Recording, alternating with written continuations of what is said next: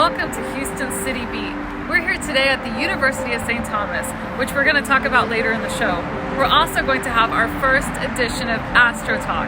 But first, let's talk about one of our crown jewels in Houston's Museum District, which is just a few blocks away from UST.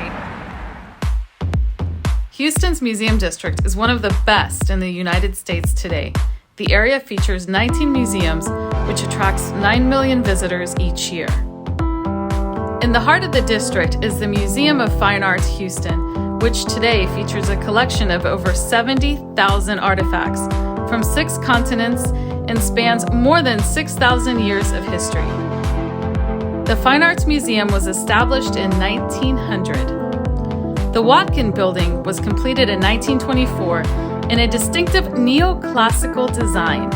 Designed by Houston architect William Ward Watkin, this original building was the first art museum to be built in Texas. Most recently, the Museum of Fine Arts expanded to 300,000 square feet of exhibition space with the addition of the Nancy and Rich Kinder Building in 2020. Today, the campus is the 12th largest art museum space in the world, based on gallery space. The Museum of Fine Arts has been blessed with a rich history of philanthropy, with many of its permanent collections being donated from the private collections of Houstonians over the past several decades. Here's a look at the Museum of Fine Arts.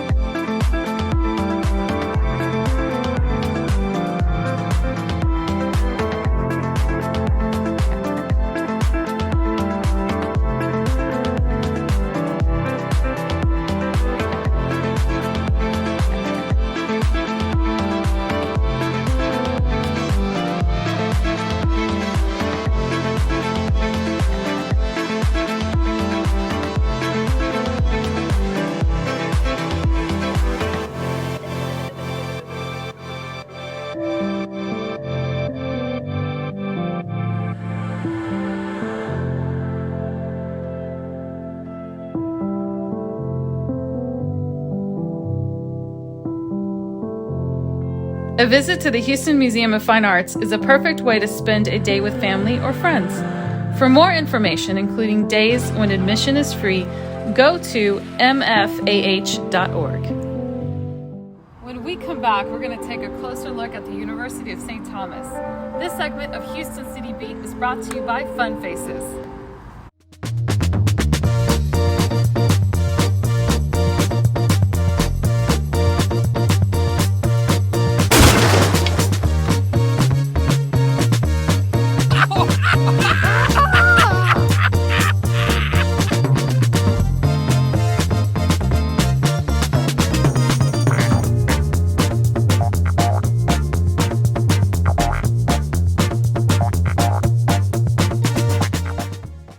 Welcome back to Houston City Beat.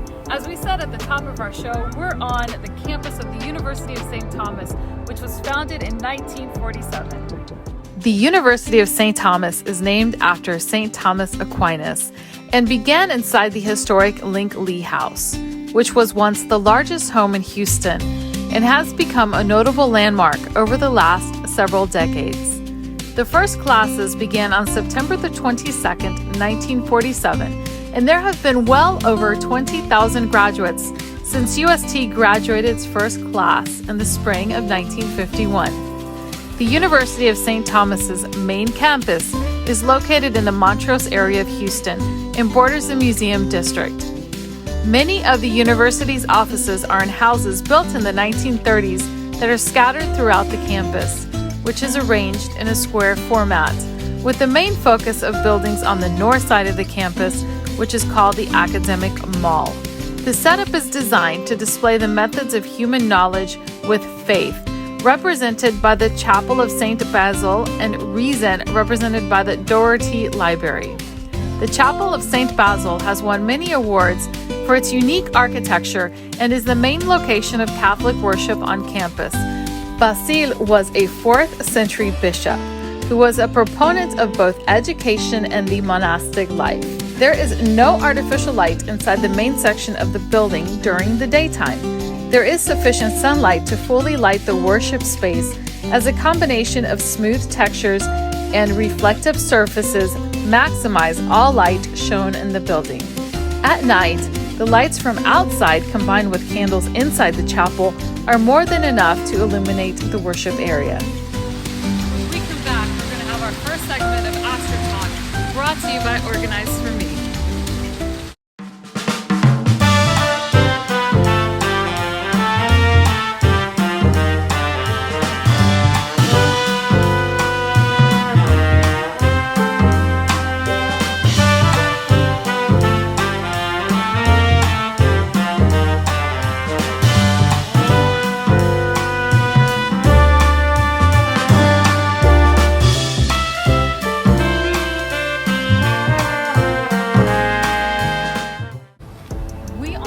Today, the Houston Astros play at beautiful Minute Maid Park in the heart of downtown Houston.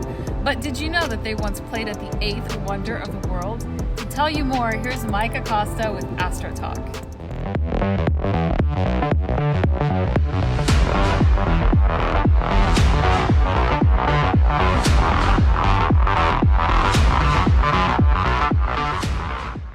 The Houston Colt 45s became the first Major League team to play in Texas back in 1962 and played for 3 seasons at Colt Stadium, a temporary ballpark that was actually built by a scaffolding company from Houston. The Wild West ruled the domain of Colt Stadium for 3 seasons through 1964, while a new home was constructed several hundred yards to the south. Rising over the first base side of Colt Stadium was the steel skeleton of the world's first dome stadium. Nothing like it existed in the world. A building of this magnitude had never been attempted. Colt 45's president, Roy Hoffines, was well aware of the branding opportunity for the ball club's new futuristic stadium and decided the current team name would not extend past the 1964 season. The Colt 45's firearm company saw the success of the Houston team that was named after their revolver and was going to want a piece of the revenue from the team. Hoffines did not want anything to distract from the opening of the new dome stadium, so he decided to simply change the name of the team and start with something fresh. Hoffines never really liked the Colt 45's name, as he felt it was too much in Houston's past. The city was the fastest growing in the United States and was evolving from a big town to a major city. Houston was a leader in the medical field with the state-of-the-art Texas Medical Center just a couple of miles away from Colt Stadium. And the energy industry was also a major part of the economy. And now, NASA had based its astronaut operations here as well. Hoffines hired an artist to attend Colt 45's games throughout the 1964 season and sketch ideas for a new team identity. Various logos and names were considered, including stars and rockets. It was clear that Hoffines wanted something that would tie into space exploration, an industry which was fast-growing and looked to the future with innovation, much like the new dome stadium. By December of 1964, as the Major League Baseball winter meetings were held in Houston, Roy Hoffines announced the team would be changing its name to the Astros, a shortened version for astronauts, who were based and trained in Houston. The team carried the same navy and orange colors, but all that was tied to the Old West and the Colt 45's pistol was gone. The new Astros logo featured baseballs flying in orbit around what was now called the Houston Astrodome. This was the first time a Major League team featured its stadium in its primary logo. The Astros font featured serifs that implied fast movement. A shooting star blazed across the new home uniforms, while the road jerseys featured a look almost identical to what was used during the Colt 45's years, with a simple arched Houston across the front. The Astros hats now featured an orange lone star. with a Block H inset in white against a navy crown.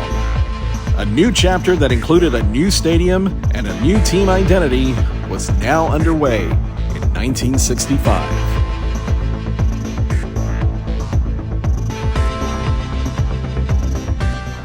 And that wraps up this episode of Houston City Beat. We want to thank our sponsors, Fun Faces, and Organized for Me. At Houston City Beat, we are proud of the city that we live in, where there are so many wonderful things happening in our communities, and together we have the pulse of one, and there's just something about that beat. Houston City Beat. Until next time, I'm Lisbet Marquez. Thank you for joining us.